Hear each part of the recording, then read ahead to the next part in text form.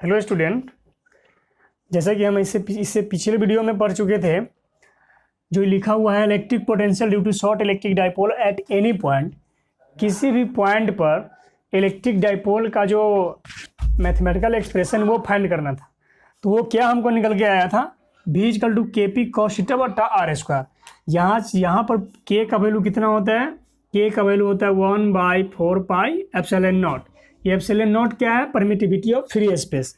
और यहाँ पर पी क्या था, पी था electric dipole moment. Electric dipole moment का फॉर्मूला क्या होता है, P equal to Q into 2L। 2L पता क्या है, ये इधर से एक L और इधर से एक L, ये दोनों हो गया 2L। और ये क्या है, डाइपोल है। डाइपोल, ये फिगर आपको समझ में नहीं आ रहा है तो इसे पिछला वीडियो देखिए और ये फिगर आपको समझ में आ जाएगा। और यहाँ पर ये है डाइपोल है, और इस डाइपोल के कारण इस पी पॉइंट पर कितना इलेक्ट्रिक पोटेंशियल बन रहा है वही फाइंड करना है। तो v equal to K P cos theta बटा आर स्क्वायर। ये आर स्क्वायर क्या है, यहाँ से यहाँ का डिस्टेंस है, ये R1 था, ये R2 था, तो ये हम निकाले थे। अब इसका कुछ स्पेशल केस है, इस पर हम बात करते हैं। इसमें क्या बना रहा है, कुछ ना कुछ थीटा बना रहा है, यहाँ भी ये थीटा बना रहा है क्योंकि इसका वर्टिकल एंगल है। अब देखिए, इसमें आपको अगर स्पेशल केस के बारे में बात करते हैं, स्पेशल केस फर्स्ट, तो इसमें आपको ये डाइपोल अगर ये नच रहा है, ये डाइपोल अगर ये नचेगा, तो हम कहते हैं पी पॉइंट पर अगर पोटेंशियल निकालना है तो कुछ थीटा बना रहा है। लेकिन ये अगर यही पी पॉइंट अगर धीरे धीरे नीचे आ जाए और ये इस बी पॉइंट पर चला है, तो हम क्या कह सकते हैं कि ये जो इलेक्ट्रिक पोटेंशियल है ये एक्सियल पॉइंट पर बन रहा है। तो अगर हम कहें if theta equal to 0, then electric potential found at axial position. अगर हम थीटा अगर 0 कर दे, 0 डिग्री, तो हम कहाँ हमको मिलेगा इलेक्ट्रिक पोटेंशियल, कहाँ फाइंड करने को मिलेगा, एक्सियल पॉइंट पर। तो यहाँ पर एक्सियल पॉइंट पर क्या होगा, तो v equal to K P cos theta और थीटा बटा आर स्क्वायर। और ये v इक्वल टू क्या हो गया, के पी का के पी और कॉस थीटा 0 रखेंगे तो कॉस थीटा का वैल्यू होता है 1, तो 1 लिखे या ना लिखे कोई फर्क नहीं पड़ता है, तो आर स्क्वायर। तो ये बन गया आपका के पी बटा आर स्क्वायर।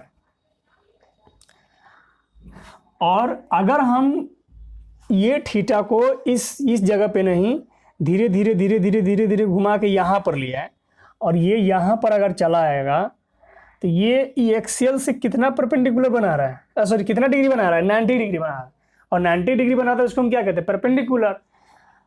तो अगर हम कहें केस नंबर, अगर हम कहें case 2, if theta equal to 90 degree, then electric potential कहाँ हमें मिलेगा, देन इलेक्ट्रिक पोटेंशियल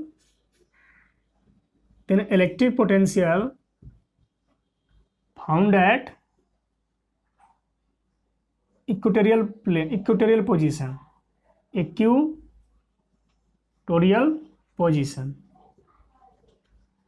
अगर थीटा इक्वल टू अगर हम 90 डिग्री ले लेते हैं तो हमें इलेक्ट्रिक पोटेंशियल कहाँ मिलेगा, परपेंडिकुलर यानी इक्वेटोरियल पोजीशन पर, यानी खरा परपेंडिकुलर पर। तो देखते हैं कितना मिलता है, v equal to K P cos theta बटा R square, v equal to K, और ये कॉस 90 क्या होता है, कॉस 19 हो जाता है 0। तो इस प्रकार से पोटेंशियल क्या मिल गया मेरा, 0। तो मैक्सिमम पोटेंशियल कहाँ मिलेगा, जब थीटा 0 बनेगा, यानी एक्सियल पोजीशन में ज़्यादा पोटेंशियल मिलेगा और परपेंडिकुलर पर क्या मिलेगा, 0 मिलेगा। तो अगर कोई पूछेगा से मैक्सिमम पोटेंशियल कहाँ मिल सकता है, एक्सियल पोजीशन पर या इक्वेटोरियल पर या एनी पॉइंट पर, तो एनी पॉइंट पर ज़्यादा नहीं मिलेगा क्योंकि ये कुछ ही थीटा बनाता है, कुछ थीटा बना रहा है। ज़्यादा से ज़्यादा पोटेंशियल बनाने के लिए हमें 0 डिग्री की आवश्यकता है। तो 0 डिग्री कब मिलेगा, जब धीरे धीरे जब क्या होगा, एक्सियल पोजीशन में आ जाएगा तो 0 डिग्री बनेगा। तो मैक्सिमम पोटेंशियल कहाँ बनेगा, 0 डिग्री पर, और मिनिमम कहाँ बनेगा, 90 डिग्री पर। इस प्रकार से ये हो गया क्लियर। और आपको पता होगा जब हम इलेक्ट्रिक फील्ड निकाले थे तो इलेक्ट्रिक फील्ड एक्सियल पोजीशन पर निकाले थे, इक्वेटोरियल पर निकाले थे और एनी पॉइंट पर निकाले थे। तो इलेक्ट्रिक फील्ड का जो हम निकाले थे इक्वेटोरियल पॉइंट पर, तो वो जो निकाले हुए थे KQ/RQ निकाले थे। तो वहाँ पे इलेक्ट्रिक फील्ड जीरो नहीं हुआ था, लेकिन यहाँ पर क्या हो गया, पोटेंशियल जीरो हो गया। तो इलेक्ट्रिक फील्ड जीरो हो या ना हो इससे मतलब नहीं होता है पोटेंशियल का। इलेक्ट्रिक फील्ड कुछ और बन सकता है, लेकिन पोटेंशियल यहाँ पर क्या बन रहा है, जीरो बन रहा है। तो इलेक्ट्रिक पोटेंशियल और इलेक्ट्रिक फील्ड में आपको डिफरेंट देखने को मिलेगा। आप देख पा रहे हैं यहाँ पर जो पोटेंशियल बना हुआ है, तो जो इक्वेटोरियल पर जो बन रहा था इलेक्ट्रिक फील्ड, तो वो बन रहा था E=KP/RQ। लेकिन इक्वेटोरियल पर पोटेंशियल कितना बन रहा है, पोटेंशियल जीरो बन रहा है। और एक्सियल पर जो इलेक्ट्रिक फील्ड बन रहा था, इलेक्ट्रिक फील्ड वो बन रहा था 2KP/RQ। ये इलेक्ट्रिक फील्ड बन रहा था किस पर, एक्सियल पोजीशन पर, इस पर इलेक्ट्रिक फील्ड के 2KP/RQ। लेकिन पोटेंशियल कितना बन रहा है, KP/R²। लेकिन अगर वही बात करते हैं इक्वेटोरियल पर, तो इक्वेटोरियल पर पोटेंशियल बन रहा है जीरो, लेकिन इलेक्ट्रिक फील्ड कितना बन रहा था, KP/RQ। तो आपको यहाँ से थोड़ा कन्फ्यूजन होने की ज़रूरत नहीं है। इक्वेटोरियल पर इलेक्ट्रिक फील्ड बनेगा KP/RQ, लेकिन पोटेंशियल बनेगा जीरो।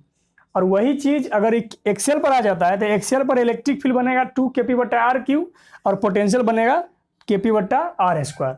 तो इससे थोड़ा कन्फ्यूजन से दूर रहिएगा और ये क्लियर करके चलिएगा। चलिए आगे चलते हैं। ये तो हो गया electric potential due to short electric dipole और इसका स्पेशल केस। अब हम पता करते हैं कि बहुत सारे अगर चार्ज रहे, बहुत सारे चार्ज के कारण एक किसी खास पॉइंट पर जो पोटेंशियल बनेगा वो कितना बनेगा। जैसे देखिए Q1, Q2, Q4, Q4 potential निकालने के लिए हमें क्या चाहिए, चार्ज चाहिए और उसके बीच का डिस्टेंस चाहिए, यही हमें चाहिए। तो बहुत सारे मिनिमम मतलब मैक्सिमम चार्ज अगर मान लें हम Q1, Q2, Q3, Q4 को हम कहीं एक प्लेट पर छिट दिए, एक जगह पे फेंक दिए। जैसे यहाँ पर एक Q है और यहाँ से कुछ डिस्टेंस R1 पर Q1 रखा हुआ है, कुछ डिस्टेंस R2 पर Q2 रखा हुआ है, R3 पर Q3 रखा हुआ है, यहाँ पर R4 डिस्टेंस पर मतलब Q4 रखा हुआ है, और कुछ ये डिस्टेंस Rn मान लेते हैं, इसको हम Qn मान लेते हैं। तो इसको क्या कहेंगे, electric potential due to maximum charge, या हाउ मच क्या बोल सकते हैं इसको, electric potential due to many charge, यानी अनेक चार्ज के कारण कितना पोटेंशियल बनेगा। तो तीसरा केस बन सकता है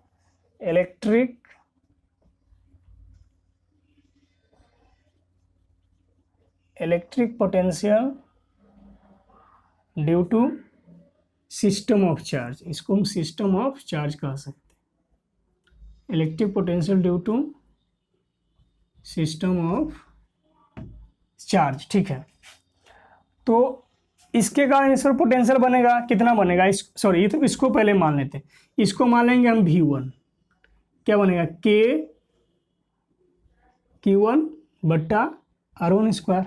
R। इसके कारण जो बनेगा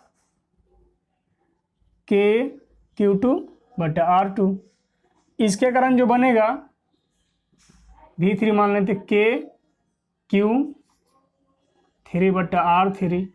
इसके कारण जो बनेगा KQ4/R4 के, और इसके कारण जो बनेगा वो हो गया Vn = QN = Rn। तो टोटल पोटेंशियल कितना बनेगा, टोटल पोटेंशियल बनेगा Vt = यानी V1 + V2 + V3 + डॉट कहाँ तक जाएगा, Vn तक जाएगा। अब इन सारे वैल्यू को इसमें हम पुट करते हैं। अब इसको हम मिटाते हैं।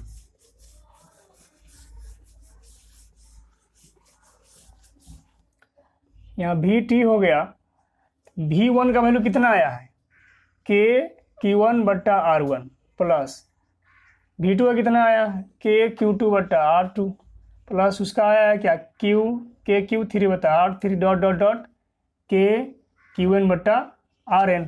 इसमें आपका के कॉमन है, के को हम बाहर कर लेंगे, क्या बचेगा, Q1 बट्टा R1 प्लस Q2 बट्टा R2 प्लस Q3 बट्टा R3 dot dot dot Qn बट्टा Rn।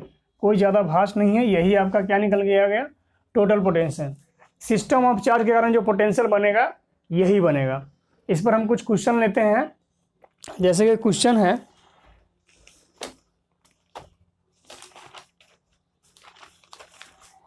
आपके बुक का ही क्वेश्चन है, एनसीईआरटी का।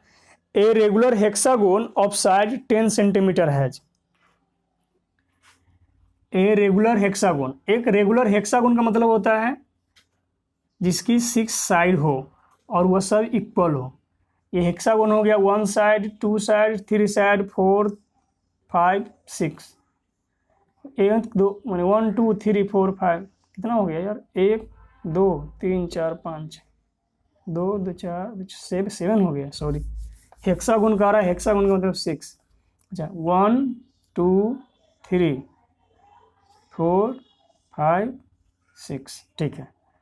ये हेक्सागोन है, इसका 6 साइड है और कह रहा है कि साइड 10 सेंटीमीटर है। इसका जो साइड है कितना है, 10 सेंटीमीटर है प्रत्येक साइड। अगर एक साइड 10 सेंटीमीटर तो हेक्सागोन है तो 10 सेंटीमीटर होगा। Charge 5 microcoulomb at each of its vertex. प्रत्येक वर्टेक्स पर क्या है, 5 माइक्रोकूलम का चार्ज है। अगर पता नहीं है माइक्रोकूलम का मतलब, तो आपको पता है 1 माइक्रोकूलम होता है 10 to the power minus 6 coulomb. तो 5 माइक्रोकूलम कितना हो जाएगा, 5 into 10 to the power minus 6 coulomb. Calculate the potential at the centre of the hexagon. तो इस सेंटर पर, तो यहाँ 5 माइक्रोकूलम है तो यहाँ भी 5 माइक्रोकूलम होगा, यहाँ भी 5 माइक्रोकूलम होगा, यहाँ भी 5 माइक्रोकूलम होगा और यहाँ भी 5 माइक्रोकूलम होगा। तो इस सेंटर पर कितना पोटेंशियल बनेगा इस सभी चार्जों के कारण। तो पोटेंशियल निकालने का मतलब है यहाँ से यहाँ तक का डिस्टेंस चाहिए हमें। तो ये ले लीजिए और ये ले लीजिए। तो आपको इसमें क्या नज़र आ रहा है, ये 10 सेंटीमीटर हेक्सागोन है और तो ये भी 10 सेंटीमीटर होगा, ये 10 सेंटीमीटर है। तो हमें डिस्टेंस चाहिए यहाँ से यहाँ तक का। तो यहाँ से यहाँ तक का डिस्टेंस हमें कैसे मिलेगा। तो अब देखिए यहाँ पे आपको इक्विलैटरल ट्रायंगल नज़र आ रहा है। ये साइड और ये साइड इक्वल होगा। फिर अगर इसमें मिलाते हैं तो ये इक्विलैटरल ट्रायंगल होता है। अगर इसमें मिलाते हैं तो फिर ये इक्विलैटरल ट्रायंगल का मतलब क्या है कि ऑल साइड आर इक्वल। तो ये 10 है तो ये भी क्या होगा, 10 सेंटीमीटर ही होगा। और ये भी क्या होगा, 10 सेंटीमीटर, और ये भी होगा 10 सेंटीमीटर, ये भी होगा 10 सेंटीमीटर, ये भी होगा 10 सेंटीमीटर, ये भी होगा 10 सेंटीमीटर। देखिए ये है बीच में इक्विलैटरल ट्रायंगल यानी समबाहु त्रिभुज, इसकी सभी भुजा बराबर है। तो ये भुजा अगर 10 सेंटीमीटर है तो ये भी तो 10 सेंटीमीटर होगा। तो यहाँ से इस सेंटर से यहाँ तक का पॉइंट तक का हमें क्या मिल गया, डिस्टेंस मिल गया। तो अगर 10 सेंटीमीटर की बात करते हैं, तो अगर हम आर की बात करते हैं, एक आर, ये 10 सेंटीमीटर, ये भी 10 है, ये भी 10 है, तो सबको आर ही मान लीजिए। एक का निकाल के 6 से मल्टीप्लाई कर दीजिए। देखिए इसको अलग अलग क्यों किए हुए हैं, क्योंकि इसमें R1 R2 R3 क्या अलग अलग है, सबका डिस्टेंस अलग अलग है, तो अलग अलग किए हैं। लेकिन अगर डिस्टेंस सेम हो तो एक का निकालिए और हेक्सागोन का रहा है तो 6 से मल्टीप्लाई कर दीजिए, निकल जाएगा। डिस्टेंस कितना है, 10 सेंटीमीटर है, तो 10 सेंटीमीटर। लेकिन हमको पता है अगर हम एक सोल्यूशन करते हैं कोई भी न्यूमेरिकल, तो हम उसमें ऐसा यूनिट में पहले लाते हैं। जैसे 10 सेंटीमीटर है तो मीटर में लाने के लिए 100 से डिवाइड करेंगे, 0 से 0 कट गया, 10 की पावर माइनस 1 मीटर, ये बच गया।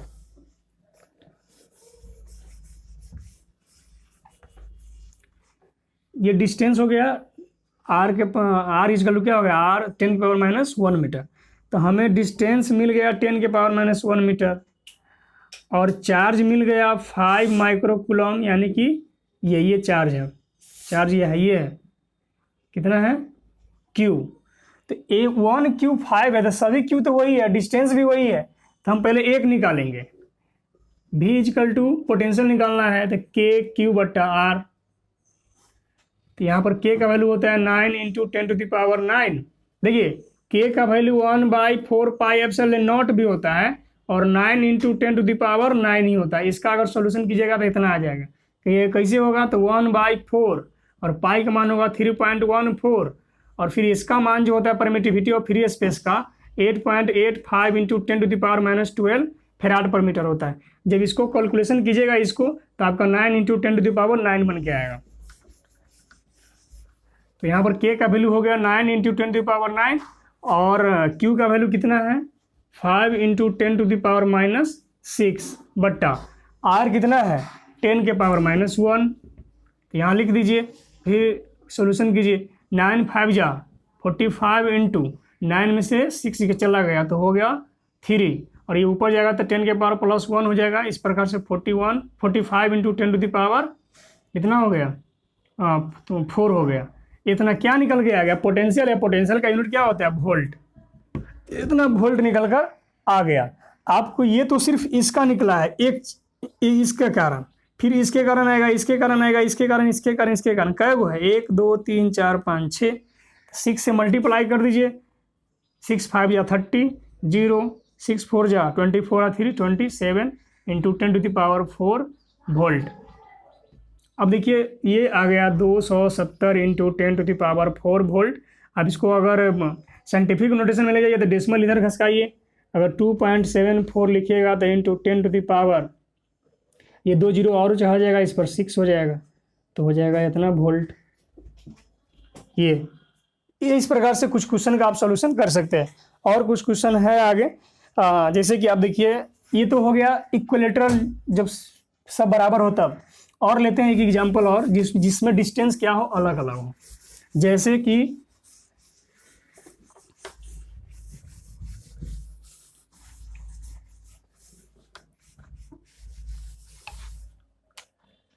यहाँ कोई पॉइंट है, यहाँ से एक डिस्टेंस है, यहाँ से एक डिस्टेंस है, यहाँ से 3 डिस्टेंस है।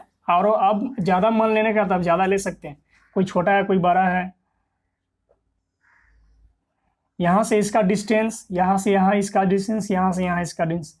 यहाँ पर कोई पॉइंट P है और यहाँ पर अगर हम चार्ज ले ले, यहाँ पर 2 माइक्रोकूलम, यहाँ पर ले लेते हैं -2 माइक्रोकूलम, यहाँ पर ले लेते हैं 3 माइक्रोकूलम। इसकी डिस्टेंस ले लेते हैं 10⁻² मीटर, इसका डिस्टेंस ले लेते हैं 10⁻³ मीटर, इसका डिस्टेंस ले लेते हैं 2 इंटू 10⁻⁻1 मीटर। अब बताइए कि सब के कारण इसमें कितना बनेगा। 3 लगा दें, 2 ही लगा देते हैं, चलो। कितना बनेगा इस चार्ज के कारण, इस चार्ज के कारण और इस चार्ज के कारण, इस पर पोटेंशियल कितना बनेगा। तो बस वही V टोटल यानी V1 plus V2 plus V3, ये इसको निकालेंगे V1 यानी इसके बारे में बात कर रहे हैं। तो ये हो जाएगा KQ1/R1 plus KQ2/R2 plus KQ3/R3। अब हम इसमें K कॉमन है, K को बाहर कर लेंगे। Q1 का वैल्यू कितना है 2 माइक्रोकूलम, तो 2 इंटू 10⁻6 कूलम बाई R1 कितना है 10⁻² प्लस Q2 कितना है, Q2 है 2 इंटू 10⁻³ बाई R2 कितना है, सॉरी Q2 कितना है -2 माइक्रोकूलम, 2 इंटू 10⁻6 कूलम। डिस्टेंस कितना है 2 इंटू 10⁻³ मीटर प्लस इसके बाद Q3 कितना हो गया 3 माइक्रोकूलम, तो 3 इंटू 10⁻6 बाई डिस्टेंस कितना हो गया 2 इंटू 10⁻1 मीटर।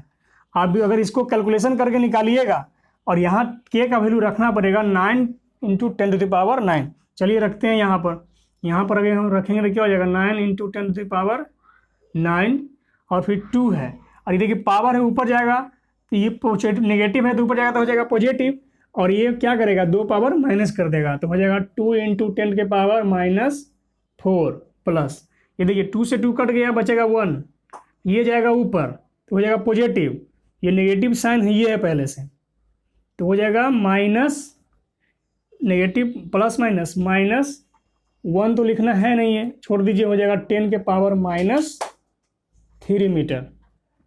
इसके बाद इसको कीजिएगा तो 3/2 इंटू 10 के पावर -6 है, ऊपर जाएगा तो हो जाएगा पॉजिटिव, तो एक पावर फिर घट जाएगा तो -5। और इसमें देखिए नंबर है, इसमें कुछ नहीं है तो क्या 1 है, पावर वाला जो देखिए सबको ये वाला सबको बट्टा भर के जोड़ कर दीजिए, कॉमन कर दीजिए, इधर पावर है। इसके बाद कैलकुलेशन मैथमेटिकल है, अगर कैलकुलेशन करने के बाद आप निकाल लीजिएगा, निकल जाएगा। हम निकाल सकते हैं लेकिन वीडियो लंबा हो जाएगा, इसलिए हम छोड़ दे रहे हैं। मैथमेटिकल कैलकुलेशन है, कोई ज़्यादा भास्ट नहीं है। इस प्रकार से आप पोटेंशियल का न्यूमेरिकल बना सकते हैं। इसमें जो कुछ न्यूमेरिकल होते हैं बोर्ड में आने वाले न्यूमेरिकल्स आपको प्रॉब्लम नहीं डालेगा। हाँ, लेकिन फिर अगर आप जाइएगा उच्च लेवल पर, जैसे जी मेंस में जाइएगा, नीट के लिए तैयारी कीजिएगा, तो फिर ये इतने से काम नहीं चलने वाला होगा, कुछ ज़्यादा आपको मेहनत करने की ज़रूरत पड़ेगी। फिलहाल यहीं तक रहने देते हैं।